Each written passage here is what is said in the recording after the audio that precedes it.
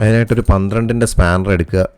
ഹെഡ്ലൈറ്റിൻ്റെ ഏറ്റവും അടിയിലാണ്. Yamaha എക്സസാറിൻ്റെ headlight അത്ര ത്രോ ഒന്നും ഇല്ല എന്നുള്ള പലരും കംപ്ലയിൻറ്റ് ചെയ്യുന്നുണ്ട്. കംപ്ലയിൻ്റ് അല്ല, പല റിവ്യൂസിലും ഞാനിങ്ങനെ ഫീഡ്ബാക്ക് ആയിട്ട് കണ്ടതാണ്. അപ്പോൾ എനിക്കൊരു കാര്യം മനസ്സിലായത്, ഇതിൻ്റെ ഹെഡ്ലൈറ്റിൻ്റെ ലെവൽ ഇവർ വളരെ ഉയർത്തിയാണ് വെച്ചിരിക്കുന്നത്. ബൈ ഡിഫോൾട്ട് എല്ലാ വണ്ടികളിലും ഇങ്ങനെ ആണോ എന്ന് അറിയത്തില്ല, എങ്കിലും എൻ്റെ വണ്ടിയിൽ മാക്സിമം ഉയർത്തിയാണ് വെച്ചിരുന്നത് അതിൻ്റെ ലെവൽ. അപ്പോൾ അതുകൊണ്ട് തന്നെ ബാക്കിൽ ഒരാൾ ഇരുന്നിട്ടാണ് നമ്മൾ ബ്രൈറ്റ് ഇടുന്നതെന്നുണ്ടെങ്കിൽ ഡയറക്റ്റ് ഒരു ബസ്സിലിരിക്കുന്ന ആളുടെ മുഖത്ത് വരെ ഡയറക്റ്റ് ചെന്ന് അടിക്കുകയാണ് ആ ബ്രൈറ്റ് ഹൈ ബീം. അപ്പോൾ സംഭവം ഇതിൻ്റെ ലെവൽ വളരെ ഈസി ആയിട്ട് അഡ്ജസ്റ്റ് ചെയ്യാവുന്നതേ ഉള്ളൂ. അതിനായിട്ടൊരു 12-ന്റെ സ്പാനർ എടുക്കുക.